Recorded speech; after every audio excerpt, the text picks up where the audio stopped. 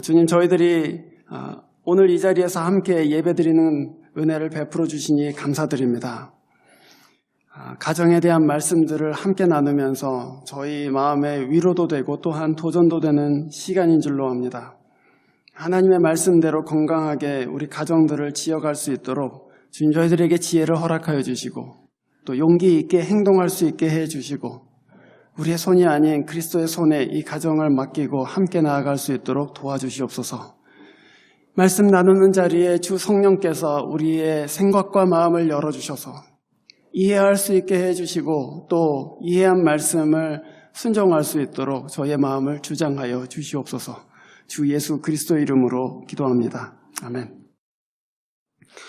네, 지난 시간에 저희들이 설교를 하다가 중간에 그만 시간이 많지 않은 관계로 1부와 2부로 이렇게 나눠서 하기로 했죠. 그래서 지난 시간에 한 얘기를 잠깐만 저희가 요약하자면 오늘 이 본문의 1절과 7절에서 나오는 대로 결혼은 하나님의 뜻에 따라서 잘 그 결혼이 그리스도의 길 가운데 서게 되면 그것은 믿지 않는 배우자를 구원할 그런 능력이 있는 굉장히 복된 인스티튜션인 그것이 결혼인데, 또 한편으로는 7절에서 말하는 것과 같이 하나님의 뜻대로 기능하고 있지 않은 결혼은 배우자의 기도를 막는 그런 우를 범할 수도 있다. 이제 그렇게 말씀드렸습니다. 그러니까 말하자면 결혼이 이 두 극단의 중간에 있는 것이죠. 하나는 믿지 않는 사람을 구원할 정도로 영적인 그런 파워를 갖고 있기도 하고, 또 한편으로는 자기 배우자의 기도를 막을 정도로 결혼이 파괴적으로도 될 수 있다. 이제 그런 말씀입니다. 말하자면 그 차이를 갖고 오는 것은 뭐냐? 그 사이에 있는 말씀이죠. 그래서 남편과 아내가 서로를 대하는 방식에 따라서, 이것이 복음적으로 서로를 대하고 있느냐에 따라서 결혼은 구원하는 가정이 될 수도 있고 또는 기도를 막는 가정이 될 수도 있다. 그런 의미가 되겠습니다. 신자의 결혼은 세상의 결혼하고는 상당히 다른 가치 위에 서 있는데요. 오늘 7절 말씀을 가지고 그 어떤 다른 가치와 기초 위에 서 있는가를 알아보고자 합니다. 7절 말씀은 특별히 남편 된 이 여러분, 그래서 남편들한테 주시는 말씀입니다. 그래서 주 대상은 사실은 여기에 계신 형제님들입니다. 여러분이 결혼을 하셨건 안 하셨건 상관없습니다. 저는 지금 결혼을 한 상황에서 이 말씀을 여러분에게 선포하고 있는데 제가 그런 생각이 들곤 합니다. 내가 싱글일 때 이 말씀을 조금 더 진지하게 받아들였으면 어땠을까, 그런 생각을 하게 돼요.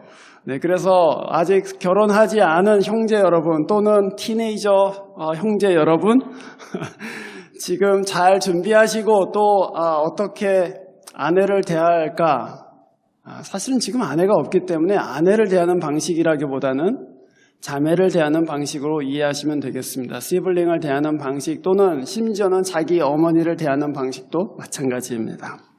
첫 번째로 7절 말씀에 이렇게 얘기했습니다. 우리 한글 번역은 이게 아주 명확하지 않은데요. 사실 원어로 보면 지식을 따라 아내를 대하라 이렇게 되어 있습니다. According to the knowledge 이렇게 얘기했어요.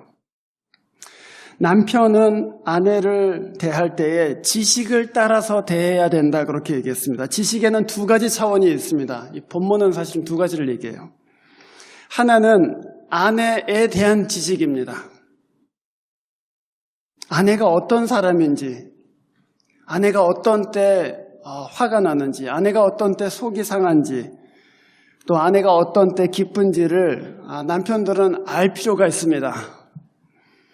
사랑은 자기가 좋은 방식으로 하는 것이 아니죠. 사랑은 사랑을 받는 상대방이 좋은 방식으로 하는 것이 사랑입니다. 왜 자꾸 웃고 그러세요? 네. 미국의 굉장히 유명한 결혼 상담가 중에 한 명인 게리 체프만이라는 사람이 있습니다. 그 사람이 쓴 책 중에 아주 베스트셀러가 된 책이 있는데 The Five Love Language라는 그런 책입니다. 그 책에 보면은 5가지 사랑의 언어가 있다 그렇게 얘기하는데요.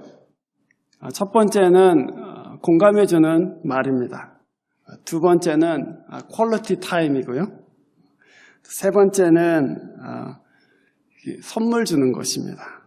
네 번째는 그 사람을 위해서 서브하는 것입니다. 트래쉬를 벌어준다든지 또는 힘드니까 요리를 해준다든지 마사지를 해준다든지 그런 서비스를 얘기하는 것이죠. 그리고 마지막으로 피지컬 터치가 있습니다. 그래서 어깨를 이렇게 두드려 준다든지 또 허그해 준다든지 또 쓰다듬어 준다든지 이런 여러 가지 5가지의 랭귀지를 5가지뿐만은 아니겠지만 크게는 5가지의 다른 방식으로 사랑받기를 원한다는 것입니다. 어떤 사람들은 허그해 주는 걸 좋아하고 어떤 사람들은 자기를 좀 도와줬으면 좋아하고 어떤 사람들은 내가 좀 말할 때 좀 공감해 줬으면 그 여러 가지 다른 사랑의 언어들이 있는데 그 언어로 얘기해 줘야지 사랑받고 있다고 느낀다는 것이죠. 말하자면 예를 들면 아내는 들어주기를 원해요. 그래서 좀 앉아서 좀 얘기 좀 나눠주고 내 생각이 이런데 좀 그걸 공감해 줬으면 좋겠다. 그러고서는 막 이렇게 말을 쏟아내고 있습니다. 그렇죠? 그런데 남편들은 보통 어떻게 얘기하죠? What's the point? 이렇게 얘기합니다. 뭐가 문제인데? 그러고서는 답을 바로 제시해요. 그러니까 이렇게 하면 되잖아. 그러고서는 바로 나갑니다. 그러면은 아내들은 나는 이거를 들어달라고 하는 것인데 그리고 좀 생각을 좀 나눠달라고 하는데 근데 내가 언제 답을 요구했냐? 그러고서는 굉장히 불쾌하게 생각하죠. 남편들은 남편들대로 이렇게 생각합니다. 아니 왜 그거를 시간 낭비하고 그렇게 애쓰고 있나? 그리고 이렇게 하면 되는 것인데 그것은 자기의 아내를 잘 모르는 남편들이 흔히 하는 실수 중에 하나입니다. 이 말을 하고 있는 저도 마찬가지예요. 여러분 우리가 서로를 대할 때 어떻게 사랑할 것인가 할 때 자기 방식으로 사랑하지 아니하고 내가 사랑하는 사람이 잘 받아들이는 필요한 종류의 언어를 하고 필요한 언어 채널로 하는 것이 중요하다. 이제 그것이 게리 셰프만이 하는 얘기입니다. 아내를 깊이 아는 것, 아내가 어떤 사람인가를 잘 관찰하는 것 굉장히 중요한 일입니다. 내가 사랑하는 사람이 어떤 사람인지를 알고 사랑하는 것이 중요하다는 말이 되겠습니다. 두 번째의 지식의 차원은 하나님의 뜻을 아는 것입니다. 더 깊은 차원이죠. 남편들은 하나님의 뜻을 알고 그 뜻을 추구하면서 아내들과 함께 살아야 된다는 말씀입니다. 하나님의 뜻을 위해서 아내와 함께 걷는 것입니다. 하나님의 뜻을 진지하게 구하고 하나님, 제가 어떻게 이 가정의 가장으로 사는 것이 좋겠습니까? 하나님 제가 어떻게 이 아이들의 아버지로 사는 것이 마땅합니까? 그리고 하나님의 뜻을 아는 그 지식이 굉장히 중요하다 그것입니다. 저는 그런 생각을 할 때가 있습니다. 이 세상에 소중하고 아름다운 것들은 하나도 우연이 되는 것들이 없습니다. 여러분 이 건물만 보셔도 이 건물은 우연히 지어진 건물이 아닙니다. 여러분들 보시다시피 스테인 글래스라든지 이 위에 있는 돔이라든지 이런 것들을 보시면서 이거 그래도 참 깔끔하고 아담하게 지었다 이렇게 생각하시죠. 그러나 이 건물을 짓기 위해서는 상당한 기간의 설계도 필요하고 또 생각도 필요하고 노력도 필요합니다. 우리 인생에서 소중하다고 생각하는 것들, 우리 인생에서 귀하다고 생각하는 것들 중에 저절로 되는 것은 아무것도 없습니다.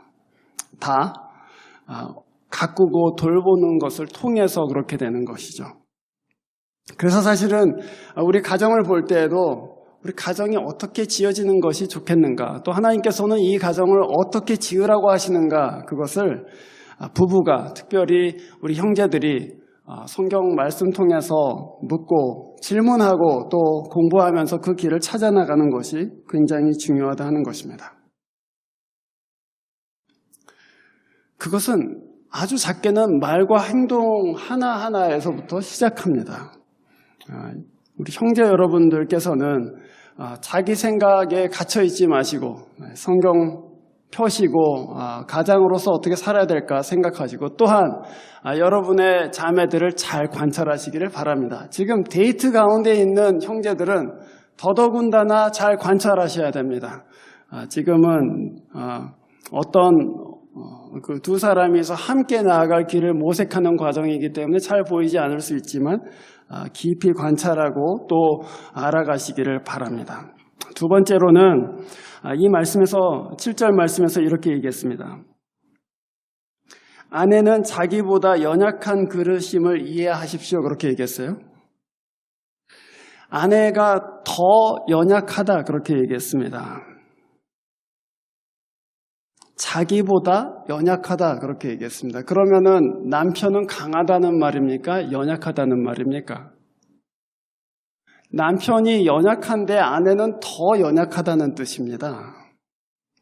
말하자면 결혼이라는 것은 강한 남자와 약한 여자가 만나는 것이 결혼이 아니라 사실은 약한 남자와 더 약한 여자가 만나는 것이 결혼이다 그 얘기입니다. 제가 지금 여러분들의 남편이 약하니까 좀 봐주십시오. 그렇게 얘기하는 것이 아닙니다. 제가 말씀드리고자 하는 것은 그것입니다. 우리가 어떤 모양으로 만났든지 간에 우리가 어떤 좋은 출신의 배우자를 만났고 어떤 좋은 환경에서 결혼 생활을 시작했던지 간에 상관없이 모든 결혼의 두 부부는 연약한 사람들이라는 것입니다. 특별히 남편들은 연약하지만 아내들은 더 연약하다 그것입니다. 우리가 그것을 직시할 때에 우리가 사실은 깨어지고 부서진 두 사람이 만난 것이구나 그것을 알 때에 이제 서로에 대해서 긍휼한 마음을 품을 수가 있게 됩니다. 연애를 오랫동안 하신 분들은 다 아실 것입니다. 처음에 여자친구를 만났을 때, 남자친구를 만났을 때는 이런 사람이 세상에 있을까? 이 사람을 위해서 죽어도 좋겠다 그런 생각이 들죠. 그런데 연애 기간이 조금 지나가면 어떻게 되죠? 한 2년까지는 괜찮은 것 같아요. 그래서 2년 안에 결혼하시는 것이 좋죠. 네. 그런데 한 2년이 지나가면 어떻게 됩니까? 이런 사람이 있지? 그런 생각이 들 때가 있습니다. 네. 그리고 2년이 지나서 4년, 5년 되면은 어떤 때는 이런 왼수가 있지? 이런 생각이 들 때가 있어요. 말하자면 처음에 잘 보이지 않았던 구멍들이 확 뚫려 있다는 것이 이제 보이기 시작합니다. 그러면서 이거 결혼해도 괜찮나? 그런 생각을 하게 됩니다. 그런데 여러분, 성경은 우리에게 사람은 원래 연약하고 부서진 존재입니다. 이렇게 얘기해요. 우리가 처음에 만났을 때는 화장하고 꾸미고 제일 좋은 모습으로 보이고 싶기 때문에 그런 것들이 처음에는 잘 보이지 않습니다. 그러나 오래 지내다 보면 이 사람이 얼마나 부서진 사람인가, 얼마나 흠이 많고 연약한 사람인가를 알게 됩니다. 문제는 우리가 연약할 뿐만 아니라 동시에 우리 안에 죄성이 있다는 것입니다. 그래서 이 죄성은 자기 배우자의 연약한 모습을 품어주기보다는 경멸하곤 합니다. 말하자면 이런 것이죠. 왜 이런 것도 못해? 또는 뭐 이렇게 시간이 오래 걸려? 또는 그거 혼자 힘으로 못하나? 이런 것들입니다. 연약함에 대해서 하는 커멘트들입니다. 약함을 끌어안으려면 내 삶이 굉장히 복잡해집니다. 아내가 하지 못하는 것을 내가 해주기 시작하면 이거 내가 어디까지 해줘야 되지? 그런 생각이 남편들은 금방 듭니다. 그래서 자기의 이 워크 리스트가 막 늘어나는 것 같은 스트레스를 받죠. 그래서 그것을 품어주기보다는 그것을 경멸하는 방식으로 그 커멘트를 할 때가 있습니다. 그것이 사실은 죄성에서 나오는 것이죠.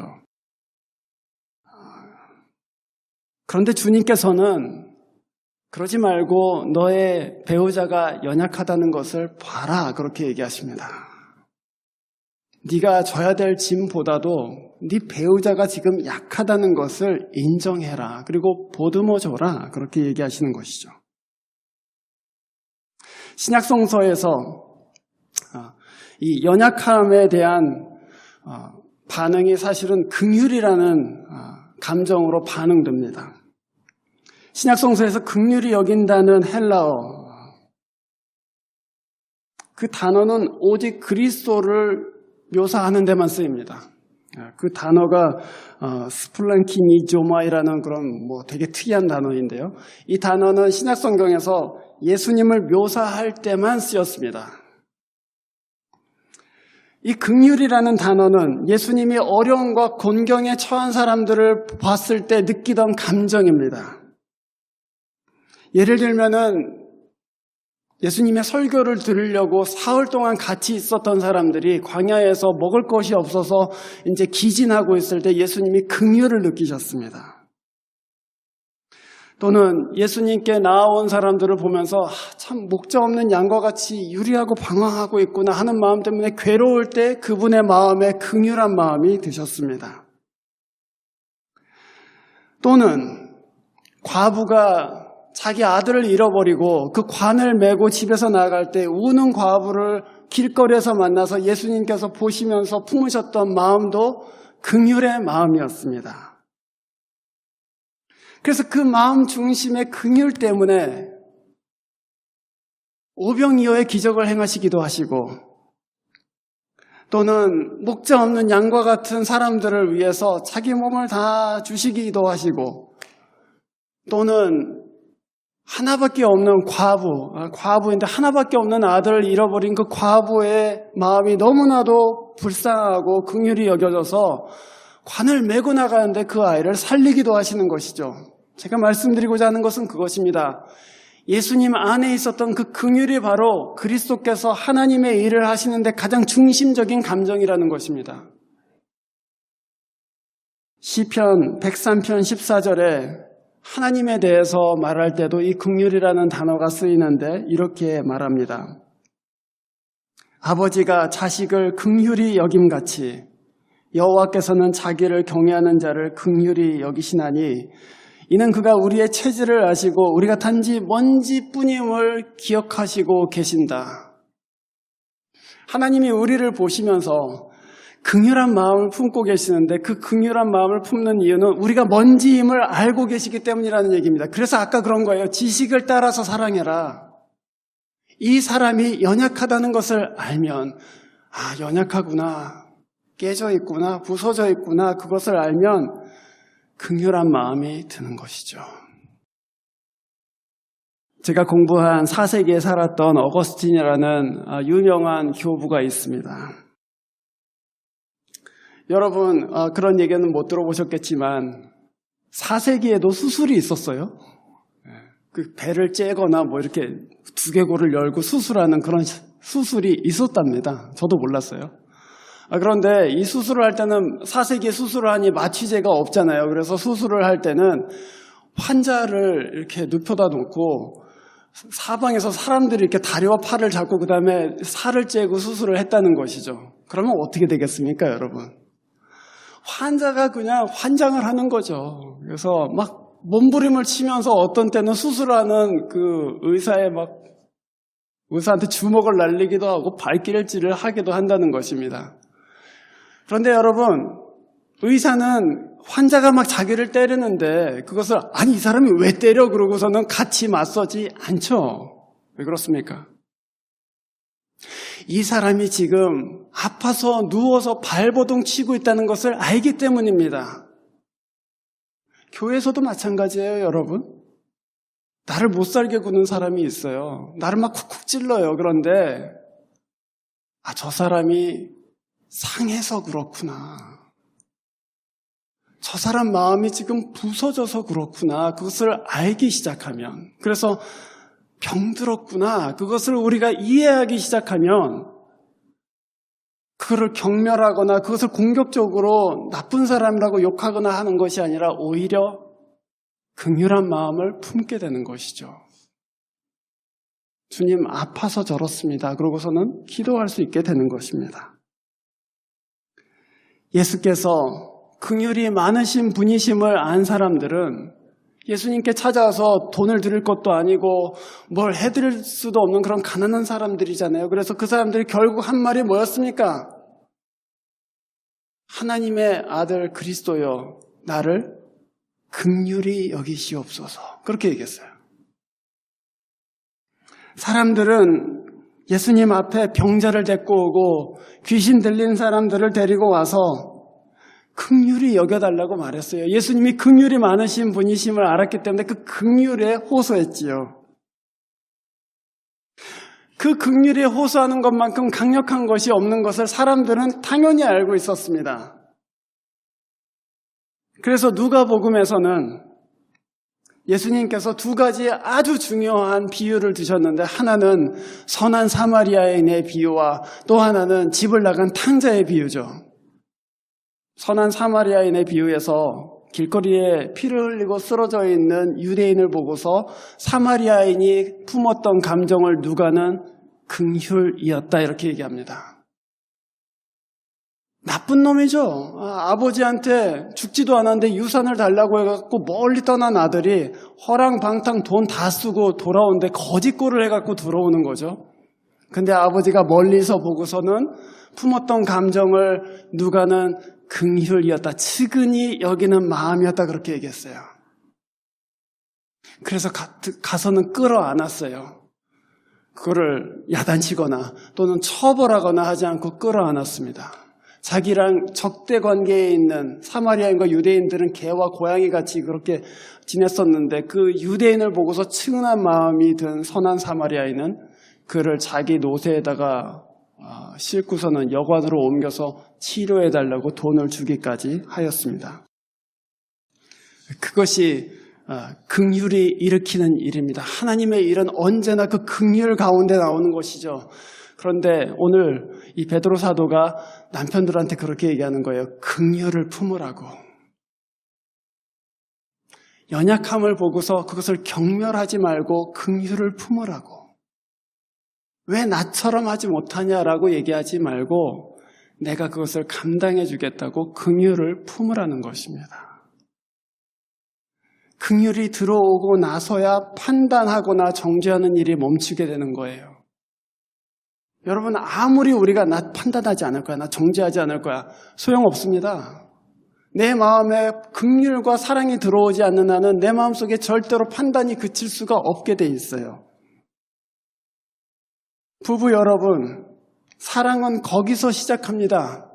내 배우자가 깨어진 그릇이라는 것을 알고 불쌍히 여길 때, 남편들은 자기 아내가 더 깨어졌구나, 더 연약하구나 그것을 알고 긍휼히 여길 때 거기에 부부간의 사랑이 비로소 시작합니다. 그럼 어떻게 긍휼히 여길 거냐? 제가 몇 가지만 말씀드리겠습니다. 긍휼히 여기는 방법, 부정적으로는 남들 앞에서 배우자의 수치를 드러내지 마십시오. 어떤 형태로건. 남들 앞에서 무시하는 말을 하거나 남들 앞에서 자기 배우자가 실수한 것을 드러내지 마십시오.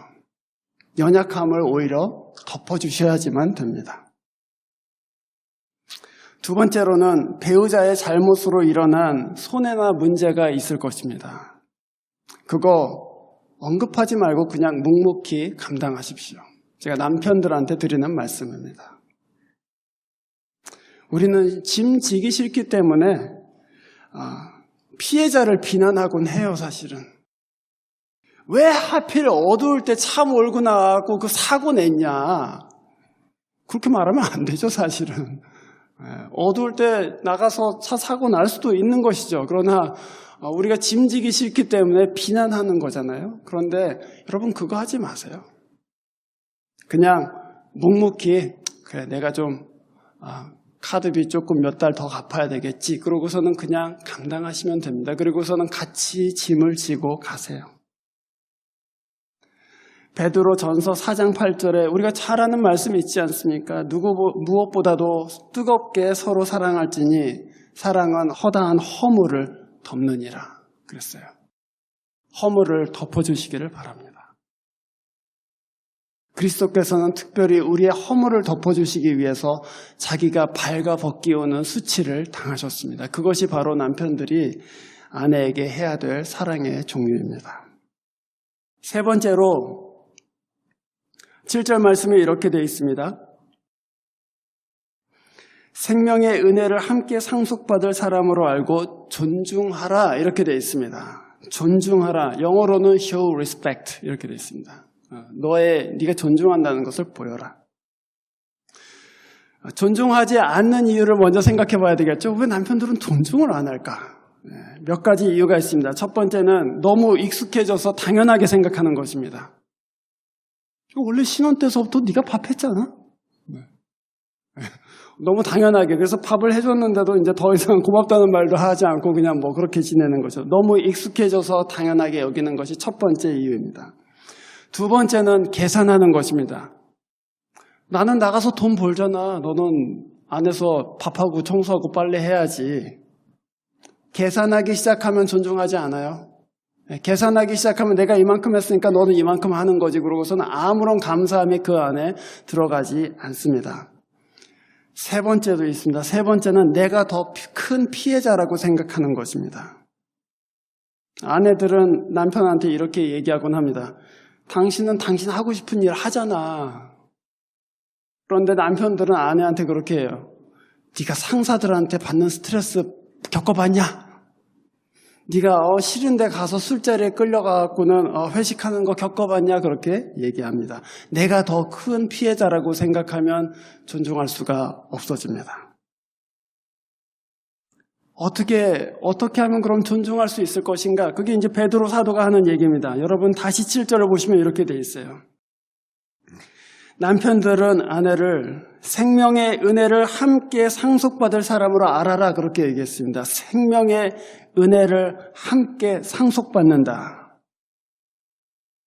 함께 상속받을 사람으로 존중해라 그렇게 얘기했습니다. 하나님께서 아내한테 주신 그 공적인 지위를 인정해라 그 얘기입니다. 네 아내는 결국 하나님 앞에 가서 생명의 은혜를 상속받을 때 네 옆에 같이 있을 팀 동료다 그런 얘기입니다. 저는 사실 부부의 관계가 형제 자매의 관계보다 뒤처진다고 생각합니다. 우리가 이 땅에서 태어나서 성인이 될 때까지 살아다가 그 다음에 한 남자를 만나서 부부 관계를 이루잖아요. 그런데 그 부부 관계는 우리가 예수 그리스도께서 오시는 그 날에는 이제 종료됩니다. 천국에 가서도 남편과 아내가 있는 것이 아닙니다. 물론 기억은 있겠지만 그 관계는 이 땅에서 끝나요. 그러나 변하지 않는 관계는 뭡니까? 부부간에 내가 너를 남편이라고 너는 나를 아내라고 그렇게 부르던 그 부부관계는 이 땅에서 끝나지만 계속해서 지속되는 관계가 하나 있습니다. 그것은 신자로서 만난 관계입니다. 그리스도를 믿는 형제와 그리스도를 믿는 자매로서 만난 관계는 부부관계가 끝난 다음에도 천국에서 지속됩니다. 그러니까 사실 더 중요한 관계가 무엇인가, 더 본질적인 관계가 무엇인가 생각해보면 그것은 부부관계라기보다는 신자로서 만나는 관계입니다. 제가 이 얘기하는 이유는 형제 여러분, 자매 여러분, 어떤 때는 여러분의 배우자를 믿는 형제로 다루셔야 될 때가 분명히 있습니다. 우리는 너무 가깝기 때문에 존중하지 않기도 하고 우리는 그냥 같이 산다고 막대하기도 하지만 사실은 내 형제, 교회에서 만난 내 형제나 교회에서 만나는 내 자매한테는 절대 안 할 일들을 하잖아요. 우리는 예수를 믿는 한 형제와 한 자매가 한 집에서 하나님께서 주신 아이들을 키우고 있다는 것을 진지하게 받아들여야 됩니다. 그리고 이 사람이 바로 내 팀 동료가 돼서 마지막에 그리스도 앞에서 함께 상 받을 사람이라는 것을 인정해야 되는 것이죠. 만약에 우리가 그렇게 존중할 수 있다면 이 사람이 나랑 같이 끝까지 경주할 사람이구나. 그래서 내 러닝메이트로 그 사람을 인정하기 시작하면 그러면은 함부로 대할 수가 없게 되죠. 내 파트너로 대하는 것이 마땅합니다. 그리고 마지막에 제가 소망하기에는 우리 교회의 모든 형제와 자매들이 마지막에 예수 앞에 가서 상 받을 때에 상을 서로 미루지 않을까 그런 생각이 들어요. 당신이 먼저 받으라고. 당신 때문에 여기까지 왔다고 사실은. 그러면은 복된 가정이 되는 것입니다, 여러분. 그 생각을 한번 해보세요. 내가 예수 앞에 갔는데 예수님께서 상을 딱 주시려고 하시는데 당신이 받아야 된다고, 내가 당신 때문에 여기 온 거라고 그렇게 양보할 수 있다면 그럼 진짜 좋은 팀 동료가 된 것이죠. 베드로 사도는 존중을 표현해라 이렇게 얘기했습니다. show 그랬어요. 표현되지 않은 존중은 사실은 존중이 아니기 때문입니다. 마음속으로만 존중하고 있다는 것은 존중이 아닙니다. 존중하기 위한 두 가지 말씀을 제가 드리겠습니다. 첫 번째는 경청하는 것입니다. 남자들은 오래 듣고 있기를 상당히 힘들어하지만 사실은 들어주셔야 됩니다. 폰 자꾸 만지지 마시고, 또 스포츠 중계 보면서 귓등으로 듣지 마시고, 아내가 말할 때에 아내의 눈을 보시기를 바랍니다. 감정과 생각을 헤아리고 또 지지해 주시기를 바랍니다. 두 번째로는 존중한다는 것은 아까 말씀드렸지만 다른 사람 앞에서 높여주는 것입니다. 한국 사람들한테는 이것이 굉장히 어려운 일입니다. 왜냐하면 한국에는 팔불출이라는 게 있어요. 자기 아내나 자기 자식이나 그런 걸 자랑하는 것은 굉장히 수치스럽게 여깁니다. 그러나 여러분, 성경은 그렇게 말하지 않습니다. 성경은 존중하라고 얘기합니다. 그래서 우리 형제들, 다른 사람 앞에서 혹시 오글거리는 그런 느낌이 조금 있을지는 모르겠지만 그러나 그 극복하시기를 바랍니다. 그래서 다른 사람 앞에서 칭찬해 주세요. 또 아내가 잘한 점들을 인정해 주시고 아내의 탤런트와 은사들을 알아봐 주시기를 바랍니다. 그렇게 해서 좋은 파트너가 되는 것이죠. 우리가 흔히 결혼을 얘기할 때 기도를 열심히 하고 하나님께서 은혜를 주시면은 결혼 생활이 순조로울 것이다 이렇게 생각합니다. 그런데 사실 오늘 7절 말씀에서는 그 반대로 얘기했어요. 배우자를 온전히 사랑하고 존중하면 네 기도 생활이 안 막힐 거다 이렇게 얘기했어요. 기도를 많이 해서 결혼 생활이 바뀌는 게 아니고 네가 결혼 생활을 잘하면 네 배우자를 예수 그리스도께서 가르쳐 주신 대로 그렇게 순종하거나 그렇게 존중하거나 그렇게 사랑하면 네 기도 생활이 막히지 않을 것이다 그렇게 얘기했단 말이에요. 무엇이 먼저인지 아시겠죠, 여러분? 물론 기도는 중요하죠. 그러나 하나님의 뜻에 따라서 사는 것이 먼저인 거예요. 그래야지 거기에 결혼 생활에 은혜와 복이 함께 일어나는 것입니다. 배우자의 어떤 면은 정말 이해하지 못하고 받아들이기 어렵습니다. 그렇게 말씀하시는 분들도 계실 것입니다. 저도 인정합니다. 우리가 한편으로는 정말 말씀에 따라서 최선을 다해서 우리가 존중하고 사랑하고 또 보듬어 안지만 사실 우리는 부서진 세상 가운데 살고 있다는 것도 인정해야 됩니다. 다 장밋빛으로 그렇게 가정이 행복하게 되지는 않습니다. 어떤 부분들은 평생 내가 가시처럼 끌어안아야 되는 부분들이 분명히 있어요, 사실은. 이해할 수도 없고 또 왜 저럴까 서로 간에 이해가 안 되는 부분도 분명히 있습니다. 그리고 안 고쳐지는 부분들이 분명히 있어요. 그러나 여러분, 우리가 이 불완전한 세상 가운데 살면서 결혼의 영광이라는 것은 결혼 자체가 완벽해지는 것이 아니라 두 사람이 하나님의 말씀에 순종하고 또 그 날이 다가오는 것을 바라보면서 우리가 함께 그래도 간다. 내가 이 말씀에 순종해서 존중하고 사랑하면서 한 팀으로 간다. 거기에 결혼의 영광이 있어요. 불완전하지만 끌어안고 갈 수 있는 것. 앞에 하나님께서 완성시켜 주시고 회복시켜 주시고 치유하실 그 모습 바라보면서 함께 길을 가는 것. 거기에 사실은 결혼의 영광이 있습니다.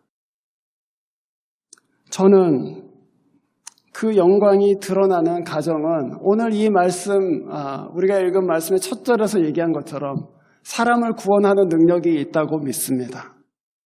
저는 우리 교회의 모든 가정들이 그리스도 안에서 이 길을 함께 걷고 그래서 하나님께서 정말 이 가정에 생명샘을 터뜨려 주셔서 우리가 몇 주 전에 본 것과 같이 시편의 말씀처럼 우리 아내는 결실한 포도나무와 같고 우리 자식들은 어린 올리브 나무와 같이 그렇게 귀하게 가정의 생명이 회복되어지기를 바랍니다.